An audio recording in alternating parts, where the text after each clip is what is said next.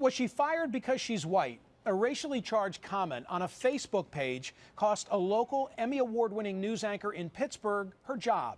And now the anchor, Wendy Bell, has filed a federal lawsuit saying that she was only fired because she's white. After a notorious local shooting that killed 6 people, including a pregnant woman, Bell posted on her Facebook page, quote, "You needn't be a criminal profiler to draw a mental sketch of the killers who broke so many hearts. They were young black men, likely in their teens or early 20s. They have multiple siblings from multiple fathers, and their mothers work multiple jobs. These boys have been in the system before. They've grown up there. They know the police. They've been arrested. They've made the circuit, and nothing has scared them enough. Now they're lost. Once you kill a neighbor's 3 children, 2 nieces, and her unborn grandson, there's no coming back." Her termination coincided with a meeting between the station management and the Pittsburgh Black Media Federation. She was told her comments on Facebook were, quote, "inconsistent with the company's ethics and journalistic standards." The Federation said that at no time did it suggest or ask for Ms. Bell to be fired. Should she have been fired? Will she be reinstated? Joining me now, civil rights attorney Areva Martin and Vanderbilt University law professor Carol Swain. Areva, let me ask you this question. Does she have a point when she says, "Were I a person of color, they never would have fired me"? I don't think she has a point at all, Michael. I think her claim that she was fired because she is white is preposterous. She's filed a federal civil rights lawsuit, so she has a couple of things she has to prove. She's first has to establish that similarly situated individuals would have been treated differently or have been treated differently. She also has to establish that she performed her job in a satisfactory fashion. I can't imagine that this news station has allowed anyone working for it to post the kind of racial and insensitive comments that this woman posted on her Facebook page, and that they didn't discipline them. Now, if she can come forth and produce some evidence that they have overlooked these kinds of racially charged statements in the past, then God bless her. But I'd be hard-pressed to think that she can establish that kind of case and that she's going to get very far with this lawsuit. Carol Swain, do you see it the same way? No, I don't see it the same way. I think that there is a racial double standard. Many people are concerned about black crime, and had it been a black journalist that posted a similar comment, we wouldn't be having this discussion.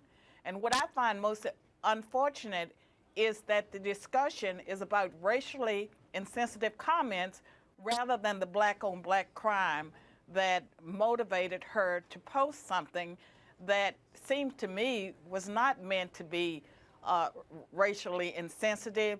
She was expressing, I suppose, on her own Facebook page, her feelings after having been the reporter that covered the story. Areva, the crime is unsolved. What if it turns out that she's correct? What if the individual or individuals who are charged match her description? That has nothing to do with what she did. She is a journalist. She's held to the standard of reporting facts. Carol, I allowed you to finish your point. Let me finish mine. She's held to a standard of reporting facts. She's supposed to do that in an unbiased way. She had absolutely no facts at the time that she made that statement. The police don't know who committed this crime. And she didn't just call these African-American young men criminals. She talked about their mothers. She said they were promiscuous. They had multiple affairs with multiple men. She talked about their job status. She played into every negative stereotype about African-American men possible. And we expect more. We demand more from journalists. And I think this station has every right to expect that a journalist of her caliber, award-winning journalist, would know better and would do better. Carol? It's laughable that that Areva is saying that journalists are unbiased, they have high standards. It's outlandish what journalists do in America. It's my understanding that it was her Facebook page, and she was venting, but 90% of the violent crimes are black-on-black crimes, and so her supposing that it would be a black perpetrator that wiped out a black family, it seems to me that that would be a pretty good guess. And there is one suspect that's been apprehended, and it's a young black man that is a suspect in that case, and there are other black men that have been questioned. So I think that we're having the wrong discussion. We should be talking about what's happening in Chicago. We should be talking about the black-on-black crime that is devastating black communities across America and get over this racial insensitivity. Areva, there was a part two. There was a part 2 to the Facebook post, and it talks about how shortly after this incident occurred, she went out to dinner with her husband and children, and she speaks admirably, maybe some would say patronizingly, about a young African-American man who's working, I think, as a busboy or part of the wait staff. Yes. She goes so far as to applaud the management for having this young man in their employ. I know you've read it. I hope I'm summarizing it well. Yes. That didn't go over so well by some folks in the community who read it. Can you speak to that issue?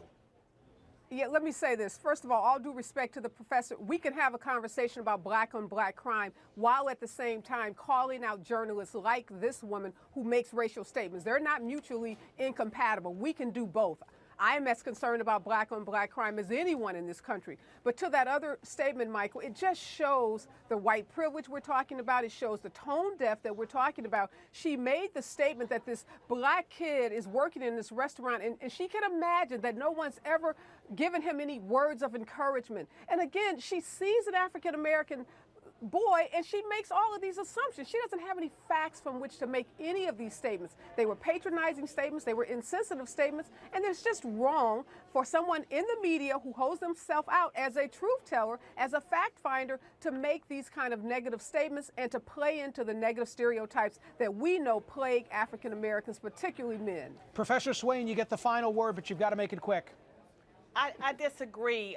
That young black man probably needed encouragement. We hear all the time that black teenagers don't want to work. They do want to work, and we should be doing more to get them employed. We're having the wrong discussion. The discussion should be about black crime.